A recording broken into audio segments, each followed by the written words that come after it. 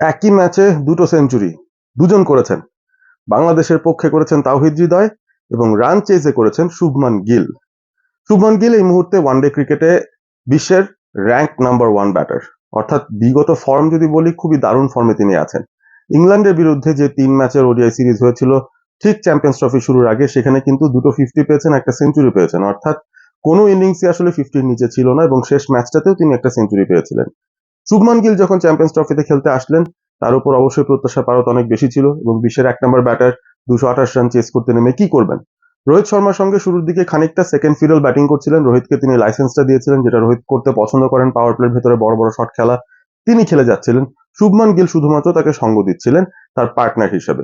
তো রোহিত যখন আউট হয়ে যান, বিরাট কোহলিও যখন 22 রান করে আউট হয়ে যান, আকসার প্যাটেল এসেও যখন ক্লিক করতে পারলেন না, শ্রেয়াস আয়ারও যখন আউট হয়ে গেছেন, খানিকটা বিপদে যখন দল পড়ে গেছে, ঠিক সেই সময়টায় ধৈর্য ধরে একটা নক খেলেছেন শুভমান গিল এবং দুর্দান্ত একটা সেঞ্চুরি আবারও তুলে নিয়েছেন। বাংলাদেশকে পেলে যেন জ্বলে ওঠেন শুভমান গিল আলাদা করে, সেটা কিন্তু বলা যেতে পারে।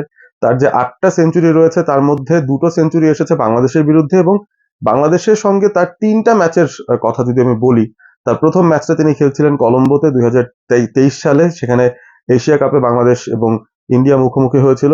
সেই ম্যাচটায় অবশ্য ইন্ডিয়া হেরে গিয়েছিল, তবে একটা দারুণ সেঞ্চুরি পেয়েছিলেন সেখানে শুভমান গিল। 121 রান করে প্রায় এক হাতেই ম্যাচটা তিনি জেতানোর মতো একটা অবস্থায় নিয়ে গিয়েছিলেন ইন্ডিয়াকে, যদিও তার দল সেই ম্যাচে হেরেছিল।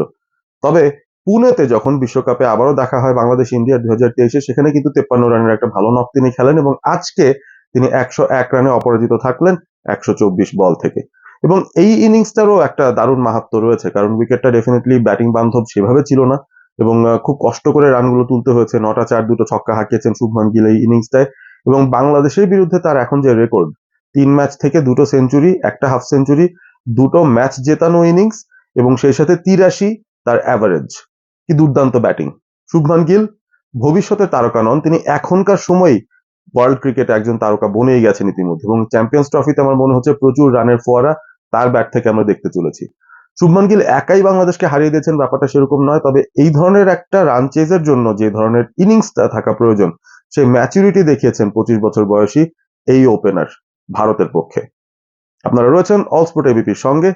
Stay awesome, stay all sport with All Sport ABP.